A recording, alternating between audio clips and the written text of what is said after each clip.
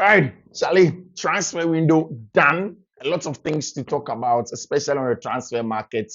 When it comes to what the players have been saying and what the clubs want to do after the transfer market. Interesting thing with the things that Nicolas Jackson have said, what Joao Pedro has said, what Facundo Buonanotte has said, and also from the camp of Football Club Barcelona. A lot of interesting things. Real Madrid and all the other clubs know how Fiifi-Manfred on YouTube. Fiifi-Manfred on YouTube.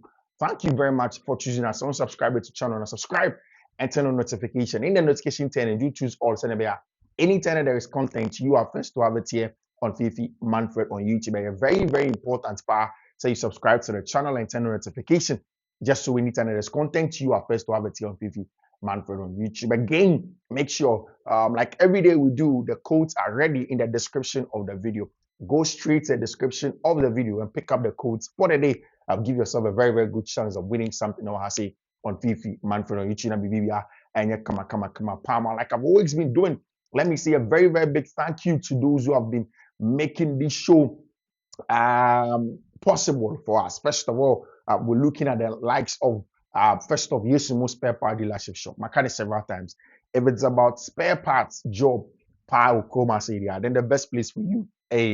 See, whatever car you use, whether a Honda Acura, whether a Highlander, whether it's a Civic or whatever, the best place for you to go to Yesumo Spare Parts. They do the job for you easily. Every time the other you go to Yesumo, they get a job done for you. Then that's why you need to go there. Abuso kind post office in a Yesumo Ebutu. That is exactly where he does his job. He's brilliant at it. Whatever car spare part I'll pay you, just go to Yesumo, you get a job done for you. Or so when you hold there, then call him on 059 313 8221. Wherever you are in the country, he does what he calls the nationwide delivery. The nationwide delivery 059 313 8221. Or make sure say Antadia and Alpe, if it's clothes, it's apparel, if it's tops, it's downs, it's shorts, it's shoes, it's slippers, anything of that sort. So Michelle, then contact MOB Clothing. MOB Clothing. They are the best place for you in terms of clothes, in terms of apparel, in terms of Antadia, everything clean. Please just make sure say MOB Clothing that you go to and make sure that they take very, very good care of you. Call them also if you are not in Accra on 0200 668 708 0200 668 708. Please call MOB Clothing right away. Let them take very, very good care of you. Just so anytime that there is content, anytime that you want any conversation, they definitely are going to help you in terms of any clothes that you want from there. Where do we start from? I think that Fermin Lopez has been talking. I think that Fermin has been talking about him as a player, Chelsea for offer no, and why he turned it down, why he never really saw say free team and friend Football Club Barcelona. We'll look at exactly in some Fermin Lopez and of course things the update of Football Club Barcelona, and we'll see how things are going to go on from there. Now, Barcelona for La Liga coach Nico Kushia or La Liga headquarters for a football conversation, a football conference of a sort. There was a picture of Hansi-Dieter Flicker on it. Xabi Alonso were hugging each other. Very, very interesting. I mean, you could tell.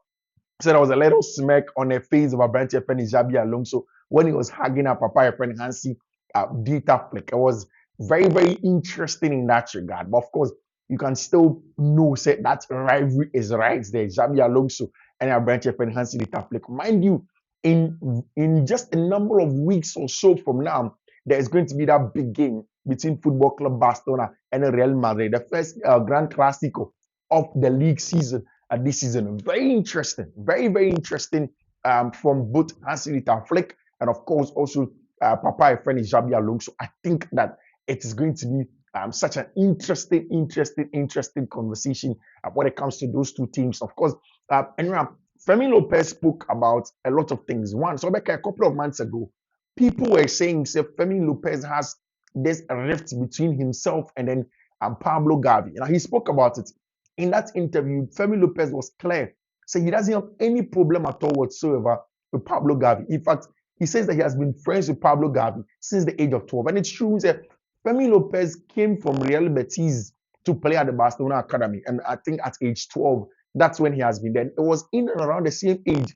And Barca for Kokofa Brantia Pablo Gavi also from I think somewhere at a very young age, and Pedri also from Las Palmas around that age. And this is exactly what Fermin says. Fermin says rumors about Gavi and I have been friends since we were 12 years old. Since I joined La Masia, he has become like a brother to me. People are always stirring up rumors. That won't change anything.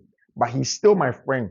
We have good relationship as always. I have nothing more to say about that. And that's exactly what Fermin Lopez said. Oh no, from the get-go, on it, Abrenche friend Pablo Gavi have been very good friends. They have been on good they have been on good levels, good conversation. There's nothing really wrong. Everything seems to be going on well between Ono and Abrentia friend Pablo Gavina. They asked him also about football club Chelsea. They asked him, say, Charlie, we heard that Chelsea came after you. Chelsea wanted you this summer. They were really pushing for you. They asked questions about you. They were willing to send in the second offer for you. Why did you turn them down? Fermin Lopez says that the Chelsea offer, in the end, my priority has always been to stay at Barcelona. I came here when I was 12 years, and it was my dream to be here and reach the first team. It's always nice to have another club interested in you, but I always have the idea of continuing and succeeding here. And I think that was clear from the offset. Chelsea sent the offer to Barcelona. They were clear that they wanted Fermin Lopez. And I said it several times that the interest in Fermin Lopez from Chelsea's point of view was more or less like, how can you get a player that's dynamic enough to play both on the left and give that cover and also play centrally as part of the inside 10 that has that intensity to press without the ball, that defensive side of a number 10, and also the creative ability and technical ability to get the ball in behind and then hit opponents. How were we going to get that? How are we going to go in and around that? It was something that Chelsea wanted to push through. They wanted to get in about Fermin Lopez. But just as Chelsea got some green light from Fermin's agents, now, he himself as a player always made it clear to the agency and also to Chelsea Football Club that he just didn't want to move from Football Club Barcelona just yet. He only wanted to stay at Barca and then continue succeeding over there. And of course, once he wanted to stay at Barcelona and never wanted to move, Barca never considered letting Abrante Fermin Lopez go. So, I mean, he's interested and happy that people and Chelsea were interested in him. But for him, Fermin Lopez, it was more about continuing at Football Club Barcelona. They actually said, I felt love from the fans. He said that Charlie, he knows that the Barca fans now love him so much. I say, my commitment to Barca is 200% since I arrived at the club. It was my dream to get here. And now we are committed 200% in making the coolest happy. That's exactly what Fermin Lopez is talking about respect to him. Flick is concerned about the club, how they started the season, goals no more considering.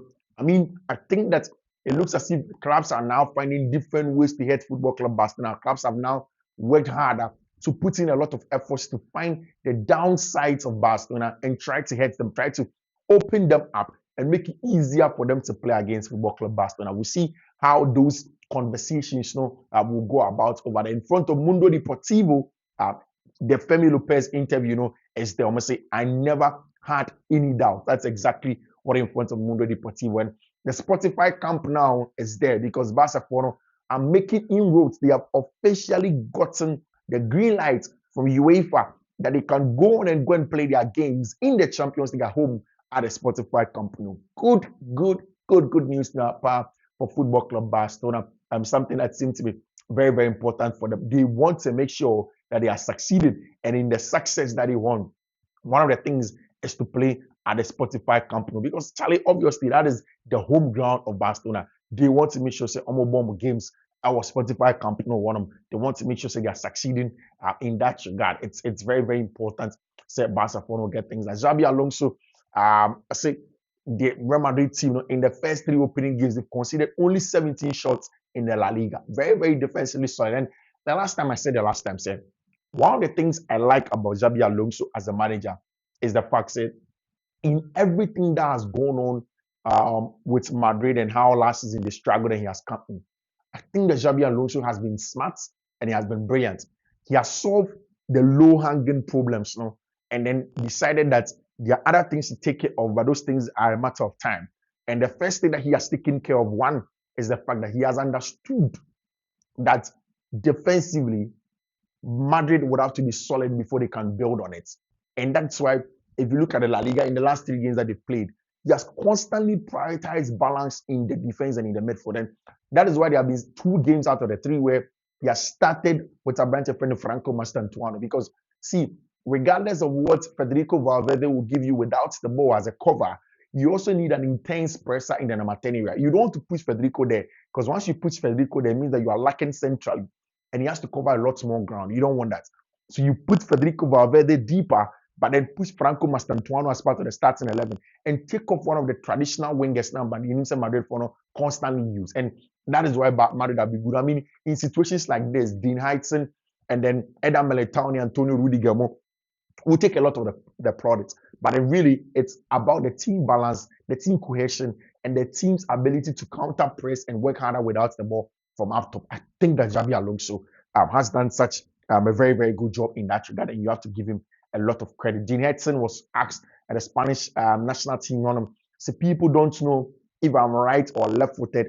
That's good. When I get pressured, it's easier for me. I can go right or I can go left, and that's something our branch friend Dean Hedson I come and say, Charlie, for him, he likes the fact that he plays. He's ambipedal, and I remember when Chelsea was scouting our branch friend Dean Hedson. I mentioned it several times. Said this is a young man who is ambipedal, can play both the right, can play both the left. He's a player who can play in both areas. So it's very important for you to have him in your team. When it's pressure from the right, he plays on the left. When it's pressure from the left, he plays on the right. And it's very important that you get such a player in that quality in that team. And Madrid, for one, I'm very, very certain, say they are excited about getting the quality of a Banty and Dean Heitzen in the team. Really interesting things when it comes to Dean Heitzen. Really interesting when it comes to the quality of play that Dean Heitzen has brought to football club Real Madrid in that team. It's an interesting setting. And now, 2 of Chelsea players, one Facundo Buonanotte and our Banty and Alejandro Garnacho came in to come and do almost preseason, and I say almost starting of proper preseason and getting themselves into shape. It was very, very interesting. Really interesting when it comes to Facundo Buonanotte and your friend of our friend Alejandro Garnacho. And like I've said several times, Alejandro Garnacho's inclusion into that Chelsea team was essentially to focus on the left-hand side. And like I said the last time, I mean, I've not been too enthused about the quality that Alejandro Garnacho brings to the Chelsea team. But one of the things that seems to be interesting is the fact that when you look at Garnacho, you see the kind of player who really gets a lot of quality from the left-hand side and the experience in the Premier League. Again, the kind of data that I've seen in recent times about Alejandro Garnacho makes me want to say, okay, let me hold on a minute and then look at what Garnacho gives us. Because to be very honest with you, I saw a data where Alejandro Garnacho was, apart from Lamine Yamal and Desiree Doué, teenage attackers in the world, he was the one with the most goal contributions. And this is a player who was in a very dysfunctional Manchester United team. Very, very dysfunctional Manchester United team. That is where Alejandro Garnacho was playing. And if you play in such a team and you still get the quality of Alejandro Garnacho, if you play in such a team and you still get the numbers of Alejandro Garnacho last season, then it tells you that you are a good player. And yes, like I said, the attitude problem looks like a big deal, but Chelsea probably have looked at it and they've said that, you know what, that is something that we'll be able to deal with when it comes to Alejandro Garnacho. So let us not be too worried about Garnacho. Let us find ways in solving the problem of Alejandro Garnacho and then bring it in. It is very, very important that Chelsea gets the best of Alejandro Garnacho. And I've seen that some of the English media people have already been speaking about Alejandro Garnacho. And that's what Paul Scholes said, who is a Manchester United legend. Paul said Chelsea are almost the best of the rest under the top 2. And I think it's true. I mean, when you look at the top 2, top 3 in the English Premier League, the best team apart from Liverpool and probably Arsenal, or maybe you can also add Manchester City, is Chelsea Football Club. And they needed to solve specific problems. And that's why I say that when you look at the transfer window, don't look at it from the names that Chelsea missed out on. Look at it from the specific problems that Chelsea had to solve and why they had to solve those problems. They needed depth on the left-hand area. I mean, I would have loved that Chelsea probably would have gotten a different profile than Alejandro Garnacho. But again, you look at it and you see Garnacho has the experience of the Prem. Garnacho, essentially, his numbers were not bad in that regard. And this is what Paul Scholes says. He said that I think he will be good for Chelsea. I don't think he will be disruptive in the Chelsea squad. I hope he is, but I don't think he will. And that's exactly what Paul Scholes was saying. Is that I mean, he wished that Avanti friend Alejandro Garnacho probably will be disruptive in the Chelsea squad as a Manchester United supporter, but it doesn't look like it's going to happen for him. So we'll see what Alejandro Garnacho brings to the Chelsea team, the quality that he brings to the Chelsea team, how well he can play in it, and how Chelsea expecting from him over there when it comes to Alejandro Garnacho. I mean, all of us are very, very much interested in what Garnacho will give to Chelsea Football Club when it comes to the season that Chelsea are going to be on. Very, very important. I mean, when you look at what Garnacho can do, because Chelsea want to make sure that this season they are competitive and they play very well. And he didn't go for the national team. He has had a few stints with the national team, but he didn't go in just yet. As it stands now, Garnacho is back with Chelsea and is playing some very, very good football in that regard. So we'll see how Garnacho goes in when it comes to him, when it comes to the news around him, the data around him, the quality of play that Alejandro Garnacho brings into play. If you look at last season, in the 24-25 season, he played 36 games for Manchester United, scored 6 goals in the Premier League, and then 3 assists. That's not bad. In the Premier League, in the season prior, he played 36 games, scored 7, and then assisted 4. So it tells you that his numbers are not bad. So the goal contribution for Alejandro Garnacho, for a young player of that regard, for such a player, it's not bad. And that's what Chelsea are bringing in. Carlos Tevez has said something about Chelsea targets, Chelsea new player, Facundo Buonanotte, also Argentine.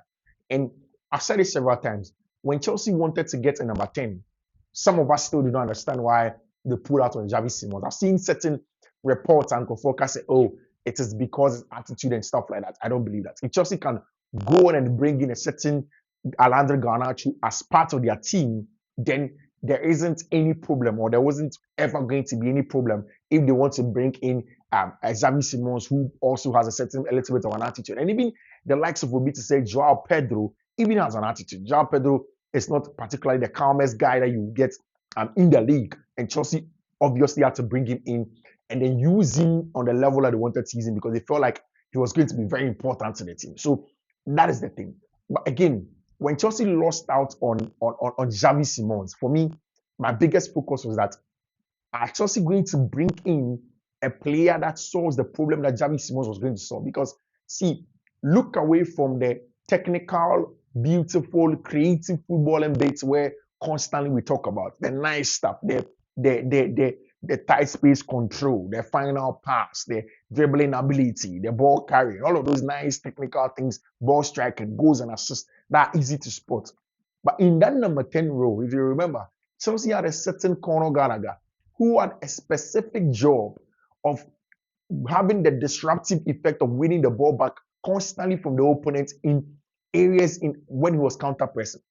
And it's something that Chelsea have not had. But even with Conor Gallagher, Conor's problem was that he didn't have that technical ability. I remember there were times where Conor Gallagher being a ball not for the corner because he is not a technical player. They didn't focus on his technicality. Most of the focus was on his physicality and his his dueling ability. They didn't get a lot from him when it comes to the technical ability that you want from a branch friend Conor Gallagher. And obviously, that definitely might have gone on and affected a branch friend Conor Gallagher. Now, Chelsea, when you look at Facundo Buonanotte and even in that number 10 spot, even also for Xavi Simons, it was really about a technical monster that can also lead the counter press and press very well enough. So much so that when you lose the ball in that area, he is quick enough to win the ball back and then play forward. Because that is the easiest that you can do. Because when you win the ball very high and wide in your opponent's area, it is easier. You don't have to cover so much ground. You don't have to do a whole lot of things. You just have to win the ball there and play forward. Win the ball there and play forward. Win the ball there and play forward. And that is exactly what Chelsea are trying to do in the case of Facundo Buonanotte. And to look at him and say, how much quality can Facundo bring to us? Creative aspect, fine. Because Carlos Tevez said something that when it comes to pulsar and the creative ability of Facundo Buonanotte, he's best. He's one of the best that you can get in the business. This is what Carlos Tevez will say. I watch football and it's been a long time since I've seen someone play who gives me as much pleasure as when he breaks and accelerates. He reminds me of Lionel Messi. He is at a very high level. And that is exactly what Carlos Tevez is saying. So when you look at Facundo Buonanotte, the technical ability is up there as part of one of the best Argentines that you can meet in terms of the technical ability of players.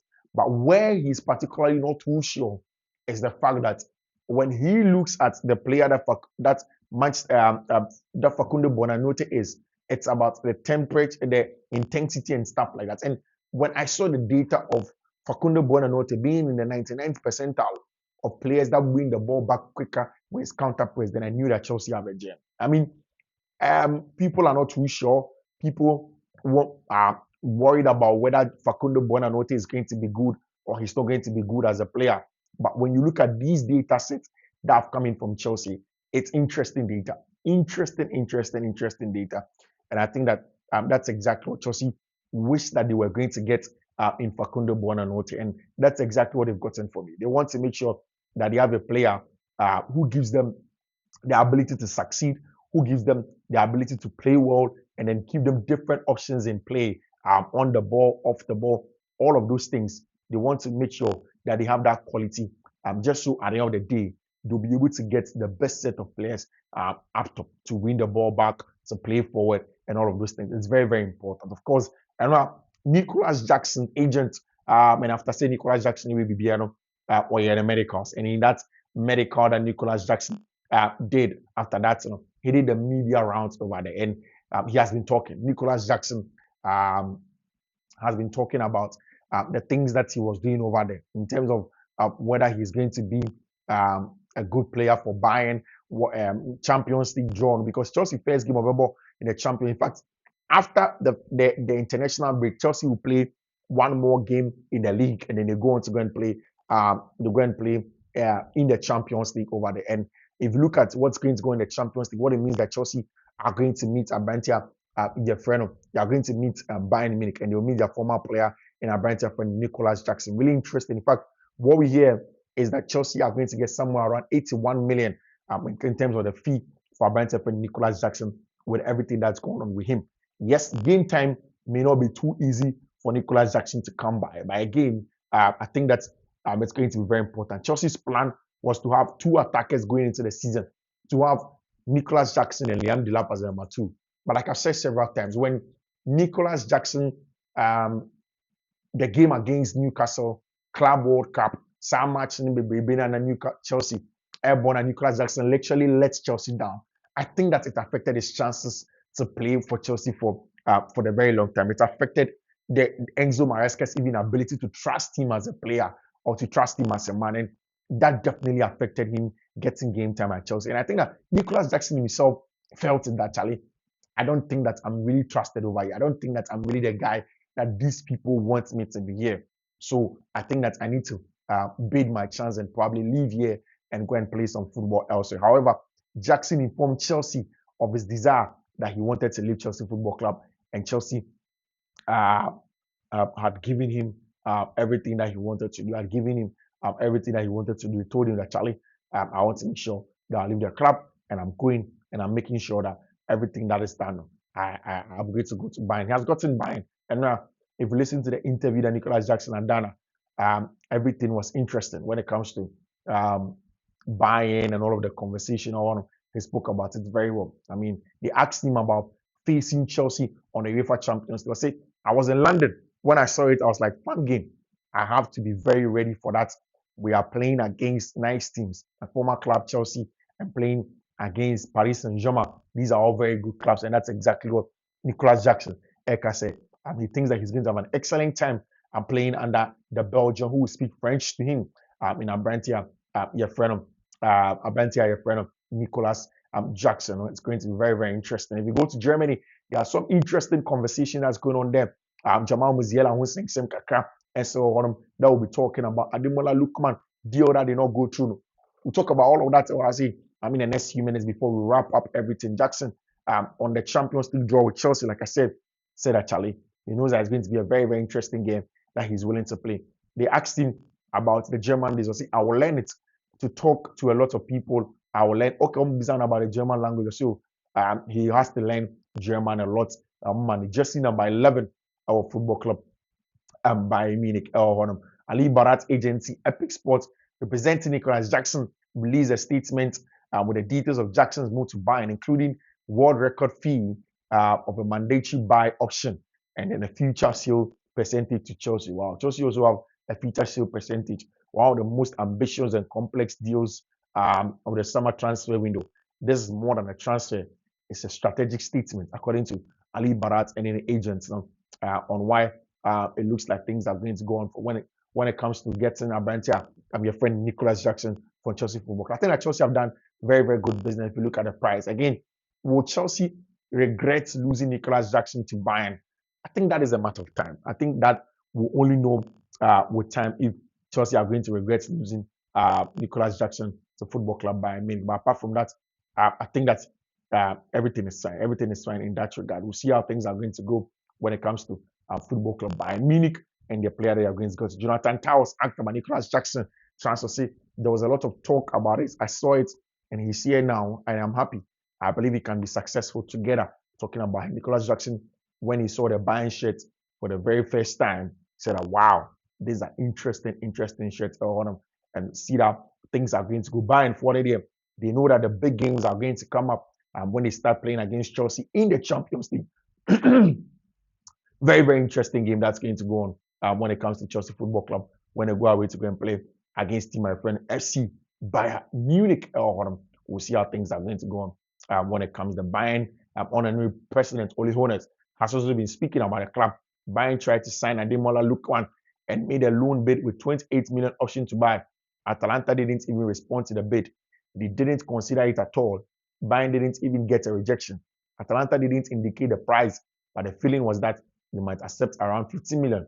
That is exactly when Bayern went to go and ask for Abantia, their friend Ademola Lookman. Bayern are waiting to get Abantia, their friend Jamal Musiala back. And on a bill with Ekasa, and in an interview, said, "My foot is doing well. The recovery process is going according to plan.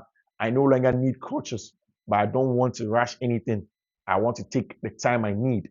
Mentally, the first few weeks weren't easy for me, but nothing will change if I'm constantly annoyed by the situation. I want to focus on other things now. Take the things slowly and as I normally have, and things are going to be fine." That's exactly what Abantia, your friend Jamal Musiala, is talking about. Bayern phone have been also asking questions about Abantia, your friend Angelo Stella. I'll say, "Is a return to Bayern ruled out for you?" No, Bayern at some point in time. And what Angelo Stella is saying is that, "I'm currently not thinking about a move. Generally speaking, I am interested in moving abroad at some point. I thought Florian Wirtz's decision to go to Liverpool was cool, but only one thing is certain at me. At the end of my career, I absolutely want to play in the USA, in the MLS. This is 100% my goal." That is what he's saying. Don't be sound about the current coach of Stuttgart. So if he still believes Sebastian Hoeneß will be Bayern coach one day, I could definitely imagine that Sebastian Hoeneß has a lot to show about himself. He's achieved VFP into something that probably no one else thought he could achieve. That's a statement. He plays a possession-based dominant style. Bayern play that too. So I believe that one day he can go there, and we'll see how things are going to go on when it comes to Sebastian Hoeneß. I'm going to the club that is called Football Club Bayern Munich over there. We'll see how things are going to go on when it comes to Football Club Bayern Munich and the quality of play when it comes to all of the players now. It's going to be very interesting, very, very interesting when it comes to Bayern and everybody that's going to go on in that game. So see how things are going to turn out. Fiifi-Manfred on YouTube. See you. So then, you take care. Bye-bye.